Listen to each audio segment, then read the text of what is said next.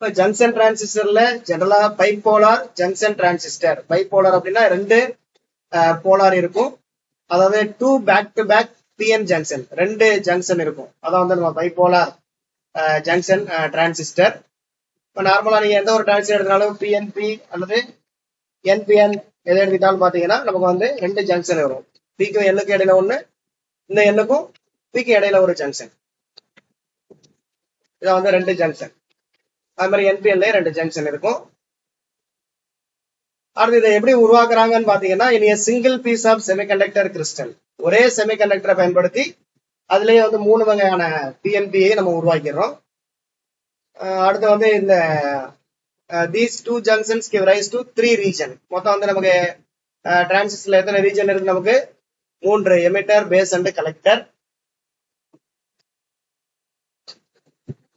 அடுத்து PNP transistor எப்படி உருவாக்குறாங்கன்னு பாத்தீங்கன்னா, layer of N type material sandwiched between 2 layers of P type. அது பிஎன்பில பாத்தீங்கன்னா ரெண்டு பிக்கு இடையில யார வச்சிருக்கான்?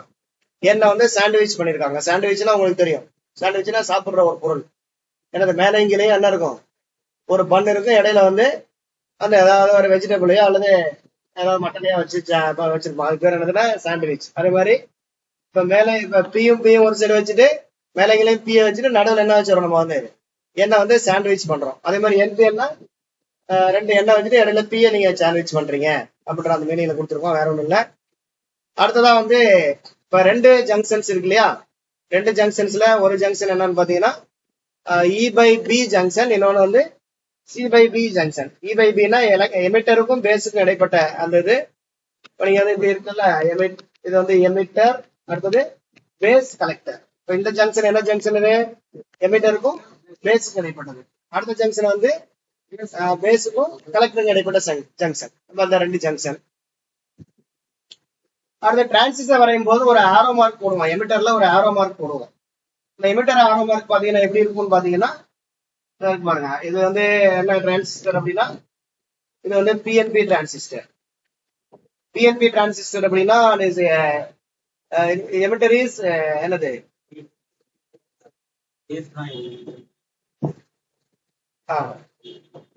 Emitter is positive. Emitter is positive. அடுத்து வந்து பேசிஸ் என்னது? Basis negative. அப்ப வந்து கரண்ட் எங்க இருந்து எங்க போவோம்? எமிட்டர்ல இருந்து பேஸுக்கு போகும். Emitter to base. அப்ப எமிட்டர்ல இருந்து பேஸுக்கு போற மாதிரி ஆரோ மார்க் போடுறோம். என்பிஎன் அப்படின்னா பேஸ் வந்து உங்களுக்கு நெகட்டிவ், சாரி எமிட்டர் வந்து நெகட்டிவ். அப்ப எமிட்டரை நோக்கி போற மாதிரி போடணும், ஈய நோக்கி ஆரோ மார்க் போடணும். எமிட்டர் பாசிட்டிவ்னா எமிட்டர்ல இருந்து வெளியில போற மாதிரி ஆரோ மார்க் போட்டுருங்க, அவ்வளவுதான். நீங்க பேஸ் அதெல்லாம் பார்க்க வேண்டாம், எமிட்டர்ல இருந்து வெளியில போகணும். எதுக்கு? பிஎன்பி டிரான்சிஸ்டர் தான் எமிட்டர். இல்ல இதுதான் எமிட்டர் அப்படின்னா எமிட்டர்ல இருந்து என்ன பண்ணணும்? நமக்கு ஆரோ மார்க் வெளியில போகணும். என்பிஎன் இருந்துச்சு அப்படின்னா எமிட்டர், இது வந்து எமிட்டர்னா எமிட்டர் நோக்கி போகணும், அவ்வளவுதான் அந்த ஆரோ மார்க் மெத்தடு.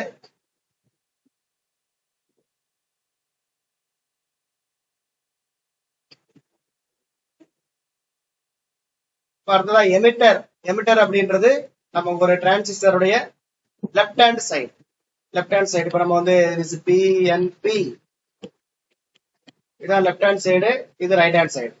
அப்ப லெப்ட் ஹேண்ட் சைடுல இருக்கிறது என்ன சொல்றோம்? நம்ம வந்து எமிட்டர். சென்டர்ல இருக்கிறது என்ன சொல்றோம்? பேஸ். லாஸ்டா இருக்கிறது வந்து கலெக்டர். அப்ப லெப்ட் ஹேண்ட் சைடு வந்து எமிட்டர், இது வந்து ஹெவிலி டோப்டு. இதான் படிங்க. அதான் மற்ற 3 ரீஜன்களை விட யார் அதிகமா டோப் பண்ணப்பட்டிருப்பாங்க? Emitter. Emitter is heavily doped. இதோட வேலை என்ன? இது பேரு என்னது? எமிட்டர். எமிட்டர் என்ன பண்ணும்? வெளியில கொடுக்கும். யார கொடுக்குது? Charge carrier. மெஜாரிட்டி சார்ஜ் கேரியரை சப்ளை பண்ணும்.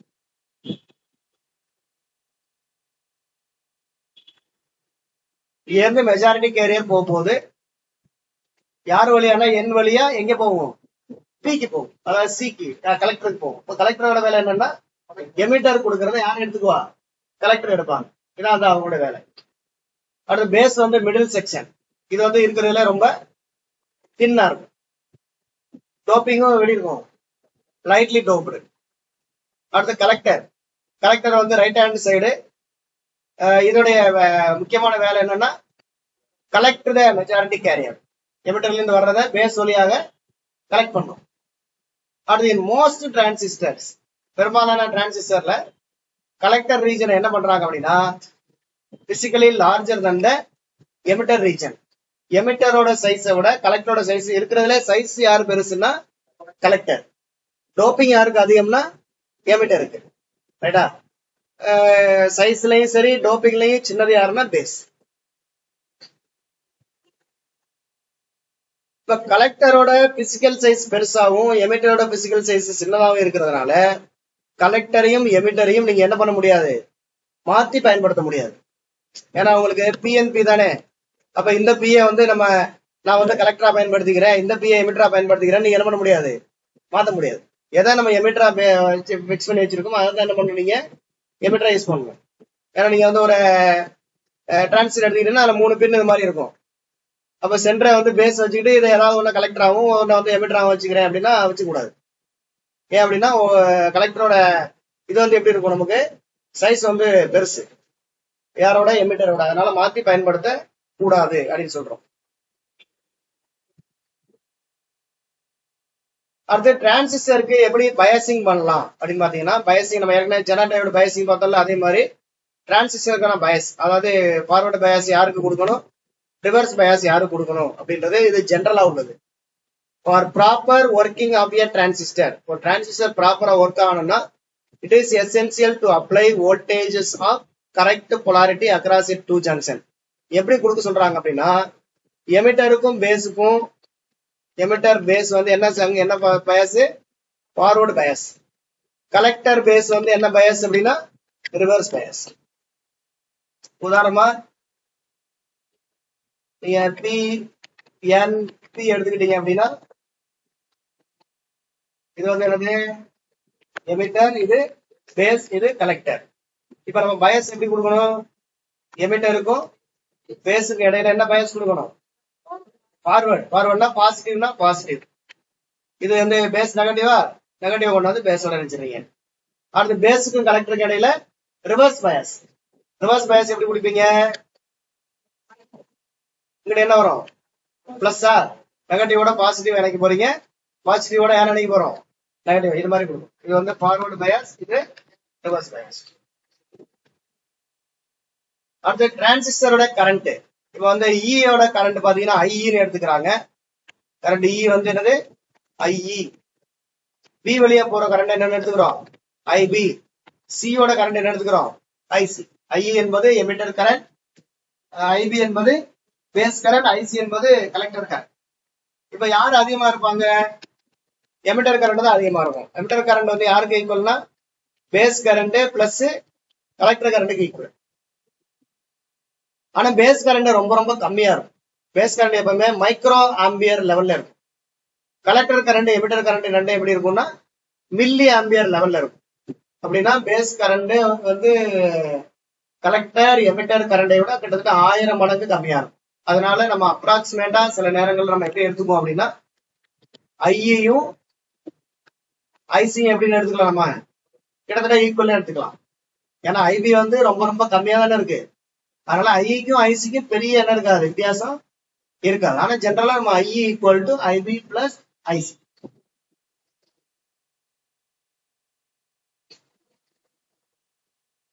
அடுத்து டிரான்சிஸ்டர் சர்க்கியூட் கான்ஃபிகரேஷன். 3 விதமான கான்ஃபிகரேஷன்ல நம்ம டிரான்சிஸ்டர் இணைக்கலாம். ஒன்னு காமன் பேஸ், பேஸ காமனா வச்சுக்கலாம். காமன் எமிட்டர், எமிட்டரை காமனா வச்சுக்கலாம். நீங்க காமன் கலெக்டர், கலெக்டரை காமனா வச்சு 3 விதமா இணைக்கிறோம். இந்த காமன் காமன் காமன் அதோட மீனிங் என்ன அப்படின்னா, காமன் பேஸ் அப்படின்னா பேஸ் வந்து நமக்கு காமனா இருக்கும். அதாவது பேஸ் வந்து கிரவுண்டு மாதிரி நம்ம எடுத்துக்கிறோம். அது மாதிரி சின்னா எமிட்டர் இஸ் கிரவுண்டட். காமன் கலெக்டர்ல வந்து கலெக்டர் இஸ் கிரவுண்ட் மாதிரி. ஒவ்வொரு கான்ஃபிகரேஷனையும் நம்ம வந்து பார்க்க போறோம். ஃபர்ஸ்ட் வந்து காமன் பேஸ் கான்ஃபிகரேஷன். இதுல வந்து காமன் பேஸ் கான்ஃபிகரேஷன் எப்படி இணைச்சிருக்காங்கன்னு பாருங்க. நார்மலா எப்பவும் எடுத்துக்கிற மாதிரி இபிசி அதே ஆர்டர் தான் எடுத்திருக்கோம். இதுல வந்து பேஸ் இஸ் காமன், ரெண்டுக்கும் காமனா இன்புட்டுக்கும் அவுட்புட்டுக்கும் எது காமனோ அது எதுல வரணும், நமக்கு இன்புட்லயும் வரணும் அவுட்புட்லயும் வரணும். இதை ஞாபகம் வச்சுங்க. இப்போ பேஸ் காமன்றதுனால பேஸ் வந்து இன்புட்டுக்கும் வருது, எதுக்கும் வருது, நமக்கு அவுட்புட்டுக்கும் வருது. இப்போ இக்கும் பிக்கும் இடையில இன்புட் கொடுக்குறோம், சிக்கும் பிக்கு இடையில என்ன கொடுக்குறோம், அவுட்புட் கொடுக்குறீங்க. இப்போ இன் திஸ் கான்ஃபிகரேஷன், இந்த கான்ஃபிகரேஷன்ல இ தான் இன்புட், சி வந்து என்னது அவுட்புட். ஐஇ அப்படின்றது இன்புட் கரண்ட், ஐசி என்பது output current. IE is the input current, IC is the output current. பியை விட்டுறணும், எந்த கான்ஃபிகரேஷனோ அதை விட்டுறணும், ஏன்னா அது என்னது நியூட்ரல். மத்த ரெண்டுல ஒன்னு இன்புட்டா இருக்கும், இன்னொன்னு என்னவா இருக்கும், அவுட்புட்டா இருக்கும். இது ஜெனரல். அடுத்து இன்புட் சிக்னலை எங்க அப்ளை பண்றோம், நம்ம எமிட்டருக்கும் பேஸுக்கும். அவுட்புட்டை அதே மாதிரி கலெக்டருக்கும் பேஸுக்கும். அந்த பேஸ் 2 தடவை வரும். அடுத்து இந்த சிபி கான்ஃபிகரேஷன்ல இருந்து நம்ம என்ன கண்டுபிடிக்கிறாங்கன்னு பாத்தீங்க அப்படின்னா alpha DC. Alpha DC, alpha டிசிக்கு என்ன பேர் அப்படின்னா அது வந்து கரண்ட் ஆம்பிளிபிகேஷன். நோட் பண்ணிக்க, current amplification factor in CB configuration. CB கான்ஃபிகரேஷன்ல மின்னோட்ட பெருக்க எண், அதாவது கரண்ட் ஆம்பிளிபிகேஷன் ஃபேக்டர், அதுக்கு என்ன பேர் அப்படின்னா அது ஆல்பான்னு வச்சுக்கிறோம். என்னன்னு வச்சுக்கிறோம், ஆல்பா. இப்ப மின்னோட்ட பெருக்கம் அப்படின்றது வெளியீடு மின்னோட்டம் பை உள்ளீடு மின்னோட்டம், அவ்வளவுதான். வெளியீடு மின்னோட்டம் என்னது, இதுல ஐசி கலெக்டர் கரண்ட் தான் வெளியீடு, அவுட்புட் கரண்ட். உள்ளீடு கரண்ட் என்னது ஐ, அவ்வளவுதான். Alpha equal to IC by I. எந்த கான்ஃபிகரேஷன்ல வந்து ஆல்பான்றது சிபி கான்ஃபிகரேஷன், இதை ஞாபகம் வச்சுங்க. அது இதுக்கு இன்னொரு பேர் என்ன சொல்றாங்கன்னா ஃபார்வர்டு கரண்ட் டிரான்ஸ்பர் ரேஷியோ அப்படின்னு சொல்றாங்க. அடுத்து இந்த alpha of a transistor is a measure of the quality of a transistor. Alpha வந்து அந்த டிரான்சிஸ்டர் குவாலிட்டியை மெஷர் பண்ணுது. ஆல்பா அதிகமா இருந்துச்சு அல்லது வந்து ஆல்பா வேல்யூ எந்த அளவுக்கு அதிகமா இருக்கோ அந்த அளவுக்கு அந்த டிரான்சிஸ்டர் வந்து நல்லா இருக்குன்னு அர்த்தம். இப்ப இந்த ஆல்பாவோட வேல்யூ எதுல இருந்து எது வரைக்கும் இருக்கலாம் அப்படின்னா 0.95 இருந்து 0.999 வரைக்கும் இருக்கலாம். ஆல்பா, இந்த ஆல்பா டிசின்னு போட்டிருப்போம். ஆல்பா டிசினா டிசி பேஸ் பண்ணி நம்ம போட்டிருக்கோம். ஏசினா அப்படியே ஆல்பா ஏசின்னு போட்டுக்க போறோம். வெறும் ஐசிக்கு மேல டெல்டா ஐசின்னு போடணும். ஐக்கு மேல, ஏன்னா ஏசினா கரண்ட் வோல்டேஜ் நம்ம மாறிட்டே இருக்கும், அதனால டெல்டா நம்ம யூஸ் பண்ணி போடணும், அவ்வளவுதான். அதோட ஜெனரலா ஆல்பா, ஆல்பா ஈக்குவல் என்ன ஃபார்முலா நமக்கு ஐசி பை ஐஇ. அதோட வேல்யூ வந்து எவ்வளவு இருக்கலாம், இது அனலைஸ் பண்ணிக்க. 0.95 இருந்து 0.999 வரைக்கும் இருக்கலாம். இப்ப இந்த ஃபார்முலாவில இருந்து இப்படி எழுதுறாங்க, ஐசி எழுதுறோம். IC equal to alpha IE எழுதலாமா, alpha equal to IC by IE. Therefore IC equal to alpha IE. அதன் பிறகு என்ன பண்றோம் அப்படின்னா ஐசி ஈக்குவல் டு ஆல்பா ஐஇன்னு எழுதிட்டோம். அதுக்கப்புறம் ஐஇ வந்து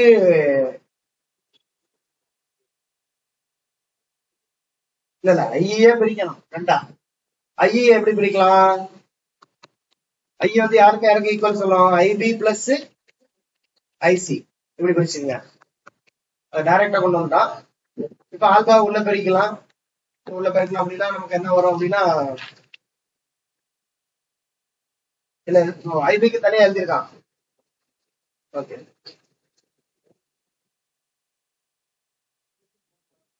ஆமா, நம்ம ஏற்கனவே வந்து IB equal to IE minus IC. ஏற்கனவே ஐஇ ஈக்குவல் டு நமக்கு என்ன ஃபார்முலா ஐசி பிளஸ் ஐபி இல்லையா, அதை பயன்படுத்தி ஐபி எழுதிக்கிறோம்.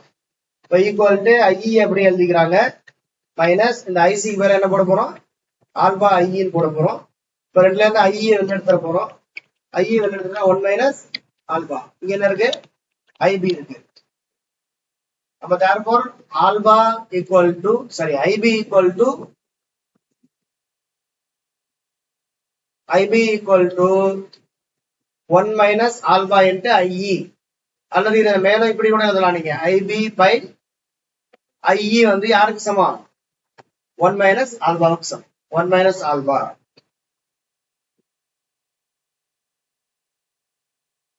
இப்ப சிபி கான்ஃபிகரேஷன்ல நாம கண்டுபிடிக்கிறது ஆல்பா. ஆல்பாவுக்கு என்ன பேர் அப்படின்னா கரண்ட் ஆம்பிளிஃபிகேஷன் ஃபேக்டர் இந்த சிபி கான்ஃபிகரேஷன்.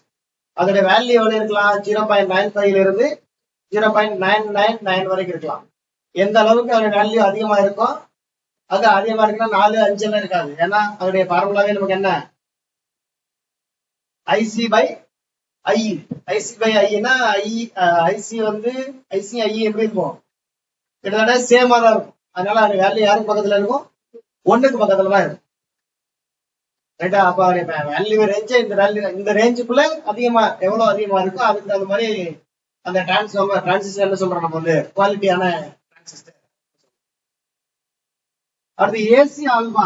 ஏசி ஆல்பான்றது ஏசியை பேஸ் பண்ணி எடுத்திருக்கோம். ஏசியை பேஸ் பண்ணும்போது நமக்கு வந்து கரண்ட் வந்து நமக்கு கான்ஸ்டன்டா இருக்காது. அதனால என்ன யூஸ் பண்றோம்? நம்ம வந்து டெல்டா ஐசி அப்படி வச்சுக்கோம். அது மாதிரி அனைத்து பிராக்டிகல் பர்பஸ்லயுமே ஆல்பா டிசி ஆல்பா ஏசி நம்ம என்னென்ன எடுத்துக்கிறோம்? ஆல்பானே எடுத்துக்கிறோம் ஜென்ரலா. அதனால நம்ம ஆல்பானே நீங்க ஞாபகம் வச்சுக்கலாம். அடுத்து சிமிலர்லி சிஇ கான்ஃபிகரேஷன். சிஇ கான்ஃபிகரேஷன்னா இப்ப யாரு வந்து இதா இருப்பாங்க? இந்த கிரவுண்ட் வந்து யாரு? எமிட்டர் வந்து சென்டர்ல போயிடுவாங்க. அப்ப இது எப்படி இருக்கும்னு பாத்தீங்கன்னா உங்களுக்கு இதனுடைய எமிட்டர் வந்து உங்களுக்கு இன்புட்டுக்கும் அவுட்புட்டுக்கும் பொதுவா வந்துடுறாரு. அப்ப பேஸ் அண்ட் எமிட்டர் இன்புட், அதே மாதிரி கலெக்டர் அண்ட் எமிட்டர் வந்து அவுட்புட். அப்ப எமிட்டர் வந்து இன்புட்ல இருக்கும், எதுல இருக்கும்? அவுட்புட்ல இருக்கும். இதுல என்ன கண்டுபிடிக்கிறாங்க அப்படின்னு பாத்தீங்க அப்படின்னா, அது மாதிரி இதுல வந்து இந்த கரண்ட் வந்து இப்ப இந்த இதுல வந்து யாரு? இப்ப இதுல ஐ வராது. ஏன் ஐ வராதுன்னா இ வந்து என்னது? இ வந்து கிரவுண்ட் பண்ணியாச்சு. அப்ப யார் இருக்கா? ஐபியும் ஐசி. அப்ப சி கான்ஃபிகரேஷன்ல IB and IC. IB and IC. அப்ப வந்து பீட்டா இங்க என்ன நம்ம மென்ஷன் பண்றோம் அப்படின்னா பீட்டா மென்ஷன் பண்றோம். இப்ப ஐசி இங்க வந்து ஐசி என்பது எப்பவுமே என்ன கரண்ட்? அவுட்புட். பெரும்பாலும் ஐசி வந்து அவுட்புட் கரண்டா இருக்கும். இப்ப ஐ தான் இல்ல. ஐ இல்லாம இப்ப யாரும் எடுத்திருக்கோம்? ஐபி தான் எடுத்திருக்கோம். ஐபி என்ன கரண்ட் நமக்கு? ஐபி தான் இப்ப இன்புட், வேற வழி கிடையாது. இப்ப ஐபியோட வேல்யூ எப்பவுமே எப்படி இருக்கும்? நமக்கு ரொம்ப ரொம்ப ஐபி வேல்யூ ரொம்ப ரொம்ப கம்மியா இருக்கும். மைக்ரோ ஆம்பியர் லெவல்ல இருக்கும். ஐசி வந்து என்ன லெவல்ல இருக்கும்? மில்லி ஆம்பியர் லெவல்ல இருக்கும். அப்ப மேல வந்து மில்லி ஆம்பியர், கீழே மைக்ரோ ஆம்பியர். அப்ப மேல மில்லி ஆம்பியர் போட்டீங்கன்னா எம்ஏ பை கீழே வந்து மைக்ரோ ஆம்பியர். மில்லி ஆம்பியர்னா 10⁻³ இருக்கும். இது வந்து 10⁻�6. அப்ப இது ரெண்டையும் அடிச்சீங்கன்னா என்ன வரும்? 10⁻+3. அப்ப பீட்டா வேல்யூ நமக்கு வந்து ரொம்ப அதிகமா இருக்கும். எவ்வளவு இருக்குன்னா ஒரு 500 ரேஞ்ச் அந்த மாதிரி இருக்கும். இப்ப பீட்டாவோட வேல்யூ பாத்தீங்கன்னா எவ்வளவு? 500. காமன் எமிட்டர் கான்ஃபிகரேஷன்ல இருந்து நாம கண்டுபிடிக்கிறது பீட்டா. பீட்டாவுக்கு என்ன பேர் அப்படின்னா அதே கரண்ட் ஆம்பிளிஃபிகேஷன் ஃபேக்டர், ஆனா என்ன கான்ஃபிகரேஷன்ல? சிஇ கான்ஃபிகரேஷன்ல. அதுக்கான ஃபார்முலா என்ன? IC by IB. இதோட வேல்யூ என்ன இருக்கலாம்? மேக்ஸ் 500 வரைக்கும் இருக்கலாம்.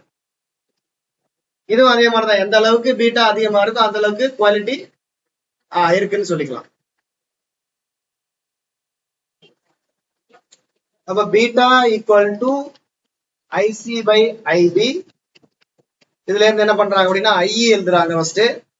IE equal to IB plus IC equal to IB plus IC. ஐசியை வந்து எப்படி எழுதிக்கிறோம்? நம்ம வந்து பீட்டா ஐபின்னு எழுதிக்கலாம். ஏன்னா வந்து இதுல இருந்து கண்டுபிடிக்கிறோம். ஐசி ஈக்குவல் டு இந்த ஐபி கொண்டு வந்துடுறோம். இப்ப பீட்டா ஐபி. அப்ப இதை சப்ஸ்டிட் பண்ணிட்டு ஐபி வெளியில எடுத்துட்டோம் அப்படின்னா 1 + பீட்டா ஐபி. அப்ப ஐஇ ஈக்குவல் டு யாருக்கு சமமா இருக்குன்னா 1 + பீட்டா ஐபிக்கு சமம். அல்லது IE by IB equal to 1 + beta. ஏற்கனவே 1 + ஆல்பாவுக்கு சொன்னோம்ல. 1 + ஆல்பா வந்து என்னது? Sorry 1 - alpha. 1 - ஆல்பா வந்து ஐபி பை ஐஇ. இது வந்து ஐஇ பை ஐபி. இது ரிவர்ஸ் ஆகுது. அது மைனஸ், இது என்னது? பிளஸ்.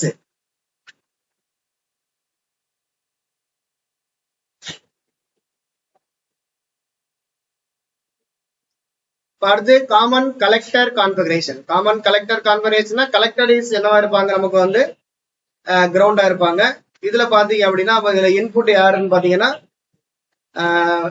கலெக்டர் போக மீதி யார் இருக்கா, பேஸும் எமிட்டர் 2 பேர் தான் இருப்பாங்க. அப்ப அதனால பேஸ் வந்து இன்புட்டா இருக்கும், எமிட்டர் வந்து என்னவா இருக்கும், அவுட்புட் ஆயிடும். அப்ப இதுல வந்து என்ன ஃபார்முலா நமக்கு வரும்னா IE by IB வரும்.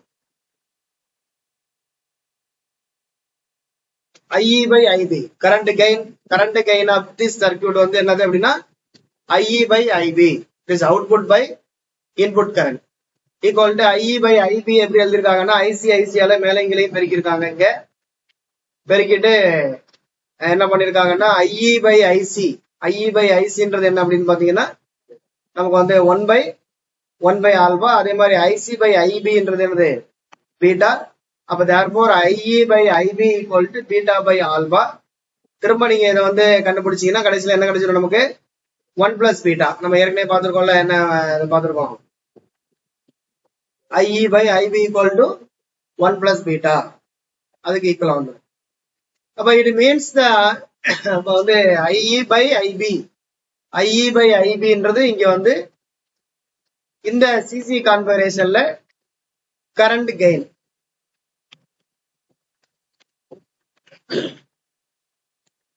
இப்ப சிசி கான்ஃபிகரேஷன்ல கரண்ட் கெயின் யாருக்கு ஈக்குவலா இருக்குன்னா 1 plus பீட்டா. இப்போ நம்ம வந்து சிபி கான்ஃபிகரேஷன்ல கரண்ட் கெயின் யாருக்கு சமம், ஆல்பாவுக்கு சமம். சில பீட்டா, இங்க வந்து 1 plus பீட்டா, அவ்வளவுதான்.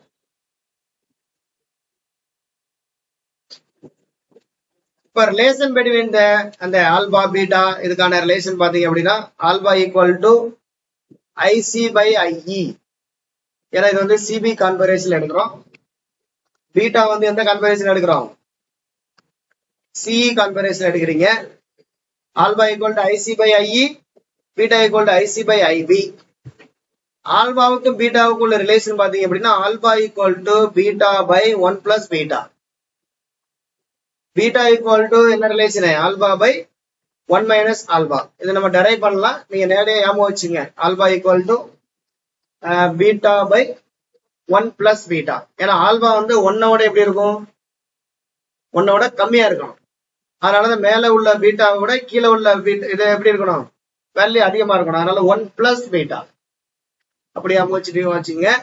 பீட்டா வந்து 1ஓட எப்படி இருக்கு, அதிகமா இருக்கு. அதனால மேல ஆல்பான்னா கீழே வந்து என்னது, அந்த ஆல்பாவோட கம்மியா உள்ள வேல்யூ போடுறோம். அப்பதான் வந்து என்ன ஆகும், 1ஓட அதிகமா இருக்கும். ஏன்னா இதோட வேல்யூ வந்து எவ்வளவு இருக்கும், நமக்கு 500 இருக்கும். இது வந்து லெஸ் தென் 1, அதாவது 0.95 இருந்து 999 வரைக்கும் இருக்கும்.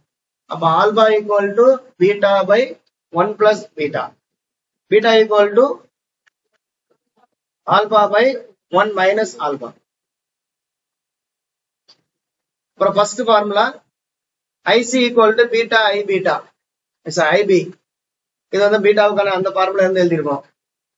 அடுத்து பீட்டா IB இப்போ வந்து alpha equal to IC by என்ன ஃபார்முலா ஐயா IE, பீட்டா ஈக்குவல் டு அதுவும் என்னதான் IC பை IB. அப்ப IC எப்படி எழுதலாம், ஐசின்றது எப்படி எழுதலாம், நீங்க ஆல்பா ஐன்னு எழுதலாம், அல்லது பீட்டா ஐபின்னு எழுதலாமா.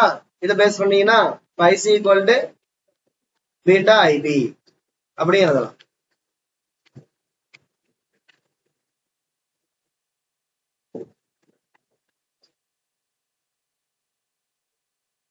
அப்ப IC equal to alpha IE அல்லது பீட்டா IB இது எழுதிட்டு இருக்காங்க. எழுதிட்டு அடுத்து என்ன பண்ணிருக்காங்க அப்படின்னா இந்த ஆல்பாவோட வேல்யூவை இங்க சப்ஸ்டிட் பண்ணிருக்கான். ஆல்பாவோட வேல்யூ என்னது, beta by 1 plus beta IE. இப்படி எல்லாம் எழுதலாம்னு சொல்லிட்டு நம்ம எழுதிருக்கோம். அடுத்து செகண்ட் அதே மாதிரி ஐபிக்கான இது எல்லாமே ஐசிக்கான ஃபார்முலா. இது IC ஈக்குவல் டு எப்படி எழுதலாம், பீட்டா IB அல்லது ஆல்பா IE அல்லது beta by 1 plus beta IE. அதே மாதிரி நீங்க பீட்டா வச்சு எழுதுனீங்கன்னா ஆல்பா பை 1 மைனஸ் ஆல்பா ஐபின்னு எழுதிக்கலாம். எல்லாம் ஒரே இடத்துல இருந்து வர்றதுதான். அடுத்து அதே மாதிரி IB எப்படி எழுதுறாங்க, IB இதுல இருந்து கொண்டு வரோம் நம்ம வந்து ஐபி ஈக்குவல் டு ஐபி இங்க வந்துடும், பீட்டா கீழே வந்துடும். அப்ப IB equal to IC by beta. அதுக்கப்புறம் ஐசி பை பீட்டாவை எப்படி என்ன மாத்திரம் அப்படின்னா வந்து ஐஇ பை 1 பிளஸ் பீட்டா. இது எப்படி வருது? ஐசிய ஐஇயா மாத்திரம். ஏன்னா ஐசிக்கு பதிலா என்ன பண்ணணும், நீங்க வந்து இங்க பீட்டா ஐசி பதிலா வந்து இது போடுங்க. எது இல்ல இல்ல ஆல்பா ஐஇ போடுங்க. இந்த ஐசி இருக்குல்ல, இது போல என்ன போடலாம், நம்ம வந்து ஆல்பா ஐஇ போடலாம். இல்ல அப்படின்னா டைரக்டா எது போடலாம், இதை சப்ஸ்டிட் பண்ணிருங்க. இந்த ஐசி பதிலா இதை சப்ஸ்டிட் பண்றான். இதை சப்ஸ்டிட் பண்ணீங்கன்னா பீட்டா பை 1 பிளஸ் பீட்டாவை மேல சப்ஸ்டிட் பண்ணும்போது பீட்டாவுக்கும் இந்த பீட்டாவுக்கு என்ன ஆயிரும், கேன்சல் ஆயிரும். 1 பிளஸ் பீட்டா மட்டும் இருக்கும். அப்ப ஐஇ பை 1 பிளஸ் பீட்டா அடுத்து equal to 1 minus alpha IE. இப்ப இந்த ஃபார்முலா வந்து உங்களுக்கு எப்படி இருக்குன்னு பாத்தீங்கன்னா, ஐசிக்கும் ஐபிக்கும் பாத்தீங்கன்னா ஃபார்முலா ஒரே மாதிரி இருக்கு, ஆனா வகுத்தல்ல வருது, அவ்வளவுதான். இது வந்து ஐபி ஈக்குவல் டு ஐசினா பீட்டா ஐபி. ஐபி வந்து என்ன ஆகுது, அப்படியே தலையில வருதா, ஐசி பை பீட்டா. அதுக்கப்புறம் வந்து ஐ எப்படி வந்துருச்சு, ஆல்பாவுக்கு பதிலாக 1 பை 1 பிளஸ் பீட்டா கீழே வந்துருச்சு. நெக்ஸ்ட் இதே மாதிரி ஐஇ எப்படி எழுதுறாங்க அப்படின்னா, ஐஇ ஈக்குவல் டு ஐஇ இங்க வந்துடும், ஆல்பா இங்க வந்துடும். அப்ப ஐசி பை ஆல்பா. திரும்ப ஐசிக்கு பதிலாக என்ன போட்டுக்கிறோம், நம்ம வந்து இந்த ஐசிக்கு பதிலாக எது போடுறாங்க, பீட்டா பை 1 பிளஸ் பீட்டா. இல்ல ஐசிக்கு பதிலாக போடல, அவன் என்ன பண்றான்னா ஆல்பாவுக்கு பதிலாக சப்ஸ்டிட் பண்றான். ஆல்பா ஈக்குவல் டு நமக்கு என்ன formula, beta by 1 plus beta. அது அப்படியே தலைகீழா வந்துருச்சு. அதுக்கப்புறம் தான் என்ன பண்றான், 1 plus beta by beta IC இருக்கு இல்லையா, இதுல வந்து இந்த IC by beta, IC by பீட்டாவுக்கு பதில் என்ன போடலாம், வந்து ஐபி ஐபி சப்ஸ்டிட் பண்ணிருக்கோம். திரும்ப வந்து அந்த ஐபி அப்படியே வச்சுக்கிறோம். 1 பிளஸ் பீட்டா யாருக்கு ஈக்குவல் அப்படின்னா 1 பை 1 மைனஸ் ஆல்பாவுக்கு ஈக்குவல். எப்படின்னு பாத்தீங்க அப்படின்னா நமக்கு வந்து என்ன போட்டிருக்கோம், அது ஆல்பா ஈக்குவல் டு சொல்லுங்க பார்க்கலாம். Alpha equal to beta by 1 plus beta, beta equal to alpha by 1 minus alpha. இப்போ வந்து 1 பிளஸ் பீட்டா கேட்கறான், 1 பிளஸ் பீட்டா. 1 பிளஸ் பீட்டா போட்டீங்கன்னா 1 plus beta equal to alpha by 1 minus alpha plus 1 போட்டீங்கன்னா alpha plus இது அங்கே பேருக்குங்க குறிக்க 1 plus 1 minus alpha by 1 minus alpha. அப்ப என்ன ஆகும், நமக்கு minus alpha plus alpha cancel ஆயிரும். அப்ப equal to 1 by 1 minus alpha. அப்ப 1 பிளஸ் பீட்டா ஈக்குவல் டு யாருக்கு சமம், 1 பை 1 மைனஸ் ஆல்பாவுக்கு சமம். இதே மாதிரி 1 plus beta equal to 1 by 1 minus ஆல்பாவுக்கு சமம். அது மாதிரி 1 மைனஸ் ஆல்பா யாருக்கு சமம், இதை இங்கே கொண்டு வந்துருங்க, அவ்வளவுதான். என்னது 1 பை 1 பிளஸ் பீட்டா அதுக்கு சமமா இருக்கும்.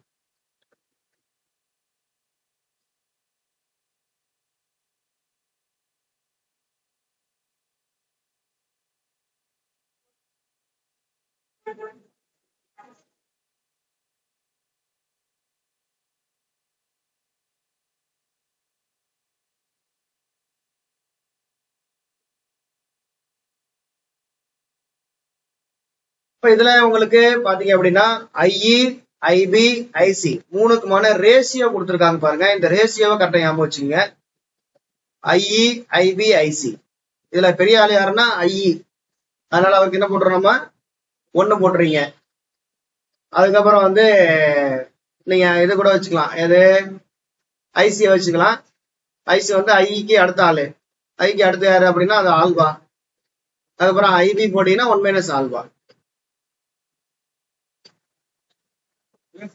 ரேஷியோ ரேஷியோ ஆமா, பேஸ் கம்மியா தானே இருக்கும் கரண்ட், அதனால அது வந்து 1 மைனஸ் ஆல்பா. இது வந்து ஐசி வந்து ஆல்பா. நார்மலா நமக்கு வந்து இந்த அதாவது IE IB IC 1 minus alpha alpha, அது வந்து அது ரேஷியோ, ஃபார்முலா இல்ல. நீ ஐ ஈக்குவல் டு 1 கிடையாது. ஆமாமா, அதுக்கு கழிச்சா கரெக்டா வந்துடும். நார்மலா நமக்கு வந்து IE equal to IB plus IC. நீங்க வந்து ஐஇ வந்து 1ன்னு எடுத்துக்கிறீங்க, ஐபி வந்து எவ்வளோ 1 மைனஸ் ஆல்பா, ஐசி வந்து பிளஸ் ஆல்பா. இப்போ கரெக்டா வந்து 1 ஈக்குவல் டு 1 கரெக்டா ஆகும். ஞாபகம் வச்சுக்கிறதுக்காக தான்.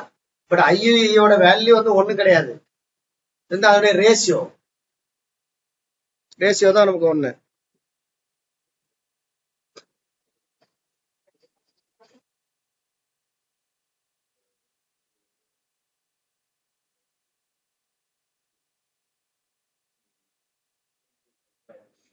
ஓகே, லஞ்ச் எடுத்துக்கலாம். இப்ப வந்து இது வரைக்கும் நம்ம டிரான்சிஸ்டர் கான்ஃபிகரேஷன் பார்த்தாச்சு, முடிச்சாச்சு. அதுக்கப்புறம் ஒவ்வொரு டிரான்சிஸ்டர் கேரக்டரிஸ்டிக்கும் இது இருக்கும், கேரக்டரிஸ்டிக்ஸ் இருக்கும். கேரக்டரிஸ்டிக்ஸ்னா இன்புட்டு அவுட்புட்டு அந்த இது எப்படி மாறுது. நம்ம ஏற்கனவே இதுக்கு பார்த்தோம்ல, எதுக்கு டயோடுக்கு அந்த ஃபார்வேர்டு இது கிராப் பார்த்தோம் இல்லையா, அதை வந்து இப்போ 3 கான்ஃபிகரேஷன் ஒன்று பார்ப்போம். அதில் வந்து சில முக்கியமான வேல்யூஸ் இருக்கும். வேல்யூஸை நீங்கள் ஞாபகம் வச்சுட்டீங்கன்னா போதும். அப்புறம் ஒவ்வொரு கான்ஃபிகரேஷனும் எதுக்கு பயன்படுது, அதோடைய இன்புட் ரெசிஸ்டன்ஸு அவுட்புட் ரெசிஸ்டன்ஸ், 3 கான்ஃபிகரேஷனுக்கும் இன்புட் ரெசிஸ்டன்ஸ் அவுட்புட் ரெசிஸ்டன்ஸ் ஞாபகம் வச்சுக்கணும். அது வச்சுக்கிட்டீங்கன்னா போதும். மேக்ஸிமம் அதுக்குள்ளே இருந்தால் நமக்கு கொஸ்டின்ஸ் வரும்.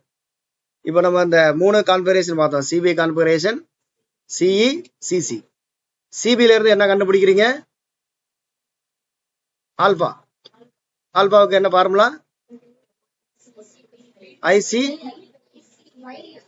IC by IE, right. பீட்டாவுக்கு என்ன formula, IC by IB. Values உங்களுக்கு தெரியும், ரைட்டா. ஆல்பா பீட்டா, ஆல்பாவுக்கும் பீட்டாவுக்குள்ள relation, alpha equal to beta வச்சு சொல்லுங்க, beta divided by 1 plus beta. ஏன்னா மேலே உள்ளதை விட கீழே உள்ளது பெருசா இருக்கணும் ஆல்பாவுக்கு. பீட்டாவுக்கு சொல்லும் போது ஆல்பா பை 1 மைனஸ் ஆல்பா. இது வந்து ஓகே. இதை வச்சு நீங்க எல்லாமே இது பண்ணிக்கலாம், எல்லா ஃபார்முலாவும் என்ன பண்ணிக்கலாம். நம்ம அந்த alpha equal to IC by IE, beta equal to IB by IC by IB. இதை வச்சு நீங்க எல்லா ஃபார்முலாவும் நம்ம என்ன பண்ணிக்கலாம், நம்ம டெரைவ் பண்ணிக்கலாம். அப்புறம் வந்து ஜென்ரலா IE equal to IB plus IC. இதை வச்சுதான் எல்லா ஃபார்முலாவும் டெரைவ் பண்றாங்க. அதனால இந்த ஞாபகம் வச்சுட்டீங்கன்னா மற்ற எல்லா ஃபார்முலாவும் டெரைவ் பண்ணிக்கலாம். அப்புறம் ஐஇ, ஐசி, ஐபி 3க்குள்ள ரேஷியோ பார்த்தோம். ஐஇ 1 மடங்குன்னா ஐபி வந்து ஐசி வந்து ஆல்பா மடங்கு இருக்கும். ஐபி வந்து 1 மைனஸ் ஆல்பா மடங்கு இருக்கும். பீட்டாவோட வேல்யூ 500 ஒட்டி இருக்கும். ஆல்பாவோட வேல்யூ வந்து 1 விட கம்மியா 0.99 அந்த 95 to 999 அந்த ரேஞ்ச் இருக்கும். ஆல்பான்றது என்னது, அதுக்கு என்ன பேரு, கரண்ட் ஆம்பிளிஃபிகேஷன் ஃபேக்டர். ஆப்டர்ன்ஸ் இதுல சிபிஇல அது ஆமா, இல்லாட்டி கரண்ட் கெயின் அப்படின்னு கூட சொல்லலாம். இதுல வந்து என்னது, சிஇ கான்ஃபிகரேஷன்ல பீட்டா அதே மீனிங் தான், current amplification factor or current gain. சிசிலையும் நம்ம ஒரு கரண்ட் கெயின் பார்த்தோம். அதுக்கான ஃபார்முலா என்னது, 1 பிளஸ் பீட்டா. அதுக்கு ஃபார்முலா வந்து ஐஇ பை ஐபி. அது யாருக்கு ஈக்குவலா இருக்குன்னு பாத்தீங்கன்னா 1 பிளஸ் பீட்டாவுக்கு ஈக்குவல்.